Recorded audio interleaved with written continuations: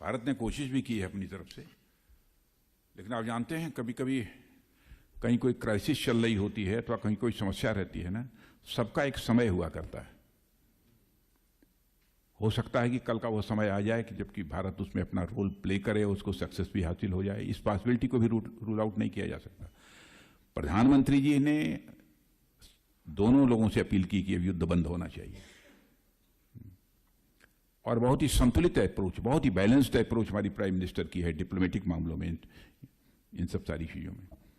उन्होंने कोशिश किया, रशिया से जब मिले थे मिस्टर पुतिन प्रेसिडेंट से भी, उनसे भी कहा था, और यूक्रेन के भी उससे भेंट हुई थी प्रेसिडेंट से, उनसे भी, दोनों लोगों से कहा था, आग्रह किया है, उन्होंने अपील की है।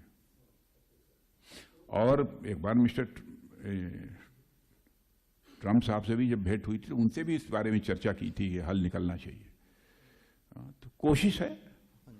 और ये यूरोपियन संघ में भागीदारी के लिए भी महत्वपूर्ण है, विशेष रूप में जर्मनी जो भारत से हस्तक्षेप की उम्मीद करते हैं।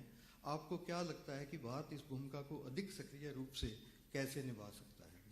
This is my Russia Ukraine crisis को लेकर इसको और ईयू के पार्टनर के तौर पर, क्योंकि कल जैसे भारत और ईयू के रिलेशन अच्छे हैं, चाहे नाटो है, चाहे ऐसे अपना यूरोपियन यूनियन है, इनके साथ हम और इसको कितना डीपन और कैसे बेटर कर सकते हैं। दिस इज व्हाट जो मैं चाहता हूं। अब देखिए, इसका कोई एकदम बिल्कुल सटीक जवाब नहीं है कि कैसे डीपन कर सकते हैं, लेकिन भारत जिस तरीके से चल रहा है, आपने देखा होगा कि स्ट्रेट ऑफ हार्मुज से दुनिया के किसी देश की शिप नहीं निकल पा रही थी।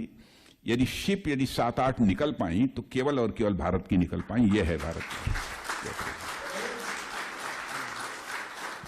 और आज भी, कल भी, आप मैंने इसके बाद भी जो भी डेवलपमेंट्स होंगे आप देखेंगे कि ऐसा नहीं कि अमेरिका भारत को दुश्मन मानता हो और ईरान ने भी भारत को अपना दुश्मन मान लिया। नहीं, बहुत ही बैलेंस्ड अप्रोच जो है भारत की रही है। Okay sir, thank you sir. और यही बैलेंस रहेगी। Thank you so much. और बाकी जितने भी यहाँ आए हैं, हमारे डिफेंस के डेलीगेट्स और बाकी guest, thank you so much.